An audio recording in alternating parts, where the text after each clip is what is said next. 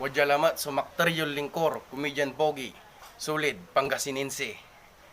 Tatawagan ko'y Imano Daray, 48 mayors tansaray konsehalis da at buong Pangasinan.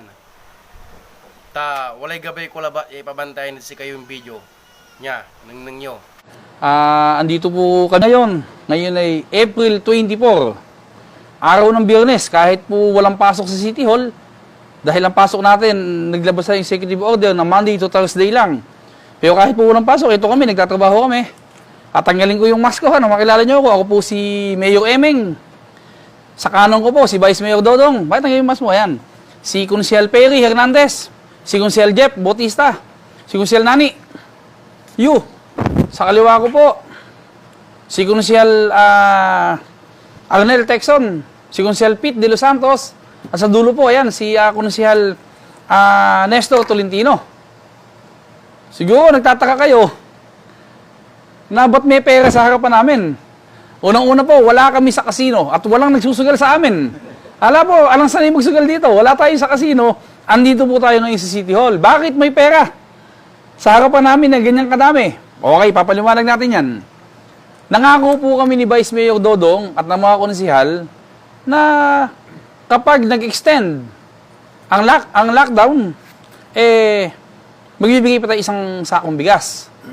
At sa pangako din natin na yon, bibigyan natin ng 1,000 ang bawat senior citizen, ang tricycle driver, ang jeepney driver, ang vendor, manggagawa ng tsineras.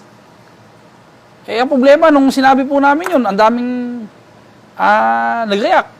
Paano naman daw yung mga construction worker, paano yung magsasaka. So, para sa ibang tagagawan, parang hindi parehas. Okay, punta muna tayo sa bigas. Yung pong bigas, andyan na, kumpleto. Sinisigurado po namin, bawat bahay, bawat pintuan, malalagyan ng bigas. Kaya ang ginawa po namin, nag-uusap-usap kami, wala na pong pipiliin pagdating din sa pera. Wala nang senior, wala nang jeepney driver, wala nang tricycle driver. Lahat po ng bahay, kapag hinatiran ng bigas, kasama po 1,000 piso bawat bahay. Yun po ang purpose, ba't andito yung mga pera na to? Ang ibig pong sabihin, nakagaya kami. Hindi po kami nagbibiro. Pag sinabi po namin sa inyo, sigurado mangyayari. Kaya ngayon po, hindi lang namin kaya ibigay bukas. Isipin po ninyo ilang pun libo to. Isosobre po namin na ganito. Eto, wait natin, no? Kanina pa po kami nagsosobre. Abi, may alapang 1,000 na gagawa namin. Abutin po kami ng 1 buwan at kalahati dito. Pagka ganyan. Kaya nananawagan po kami, ha? Nananawagan po kami doon po sa mga walang ginagawa dyan, lalo na yung mga kabataan. Baka pwede mag-volunteer kayo. Bukas ng umaga, magsosobre na po kami, ha? Madami to. Para nang noon po, mapilit natin na Lunes ng umaga o Martes ng umaga, maipamigay na natin to. Ang gusto po kasi natin, pag binigay ang bigas, kasabi pong iabot itong sobre na ito. Makikita nyo. O nung nakalagay sa sobre, COVID ka lang. Batang gapan kami. Okay? Para po malinaw, wala nang listahan. Wala nang lista-lista. Basta may pintuan ng bahay, aabutan ka ng bigas, aabutan ka ng sobre, may 1,000 piso. Kahit hindi ka taga rito, kahit hindi ka butante dito, basta ikaw, nandito ka sa gapan, inabutan ka ng lockdown. Bibigay natin yan. Door to door yan, ha? Okay. Ngayon, gusto mo malaman nyo na, alam nyo, magkano ginagastos natin ngayon sa gapan, ha? Una po, yung 104,770,000. Eksakto. 104,770,000. Inapruban po yan na supplemental ng sanggunian ni Vice Mayor Dodong ng mga konsehal nang may panggastos tayo sa gapan. At lumaki pa po yan. Kasi po, nagbigay si Presidente Duterte through BBM ng 51,019,595 pesos. Kaya ang total po ng pera na ginagastos natin ngayon sa tagagapan, 155,789,595 pesos. Ulitin ko. 155,789,595 pesos.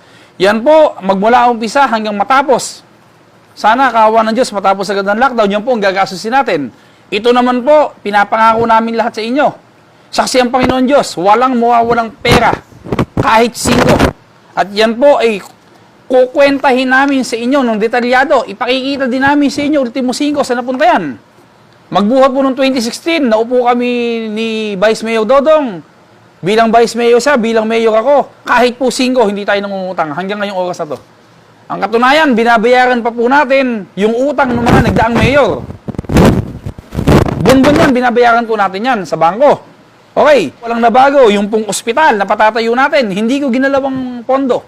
Yung ospital na yan, na kung saan pag natapos mo, libre magpapagamot ang mga tagagapan. Walang babayaran kahit 5. Yung pong pinangako namin na lahat ng eskwelahan, ng school room, ng public, papa-air-condition natin lahat. Diretso po yan, andyan ang pondo. Yung pong sapatos ng mga bata, magmula elementary, high school, college. Diretso po yan, ang sapatos, ang uniforme, ang bag, ang school supply. Ang ating pong scholar, yung pong ating mahigit 6,000 scholar na nag-aaral sa Gapan City College. Diretso po yan, walang nabago dyan.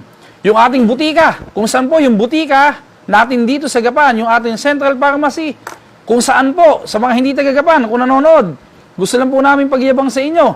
Dito po sa Gapan, mayroon kaming Central Pharmacy. Kung saan po, ang lahat ng taga-Gapan bumibili ng gamot sa amin. Ano bayad? Reseta. Basta may reseta ka, libre ang gamot, walang bayad. May pamasahe pa pong pauwi. Tapos po, yung senior citizen, nag-aalala yung mga lola, lolo. May yung eming anak, paano na? Baka wala ng pondo na tira sa amin, huwag kayong mag-alala. Yung pong cake, at saka yung cash na pera na regalo namin sa inyo, diretso, wala pong nabawas doon. Pati po yung panonood nyo ng sine, pag nagbalik sa normal, libre ulit kayo sa sine, ganun pa din ang sitwasyon. Ting manonood ng sine, may 200 po kayo na pang Jollibee. Ganyan po kami sa Gapan. O yung mga tricycle driver, baka daw maghigpit na kami. Singilin na namin sila sa prangkisa, huwag kayong mag-alala. Hindi kami babawi sa inyo. Ganun pa din ang sitwasyon sa Gapan. Lahat ng toda dito, walang magbabayad ng prangkisa, libre ang prangkisa. Kaya yung mga kabataan yan, okay, baka wala yung ginagawa. Puntahin ng City Hall bukas. Magsobre tayo, tulungan nyo kami. Para Lunes o Martes, maisabay na po sa pagbigay ng bigas. Okay? Sasabay pa rin natin yung bigas. Yung pagbigay ng bigas sa kanila, tuloy abot ng sobre. Kaya siguro naman po, pangalawang sako ng bigas, pare. Pangalawang sako ng bigas, may pambili pa kayo ng ulam. O huwag kayong mag-alala, hindi pa kami hinto doon. May ulam pa uling parating sa inyo. At huwag kayong nagpapasalamat sa amin. Uulitin ko, huwag kayong magpasalamat sa amin sapagkat ito ay pera ninyo. Pera ng lungsod ng Gapan na ibinabalik lang po namin sa inyo.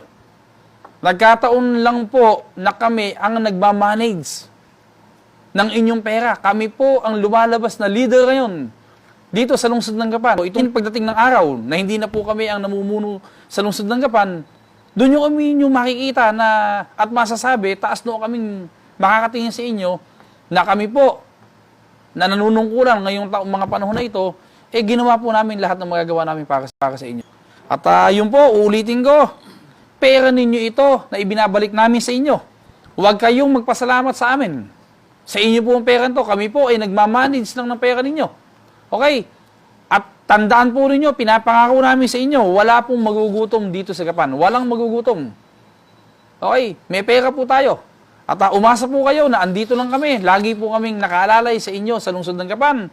At magpasalamat po tayo sa Panginoon Diyos. Abantayan nyo, kabaluyan. So, mulagya video ng Mayor Emeng Pascua, Gapan City, Nueva Ecija. Kumon untan so mayors tayo buong Pangasinan tapano maaligwas pambibilay tayo. Lamat si Macterion Lingkor, comedian pogi, Pangasinense #1.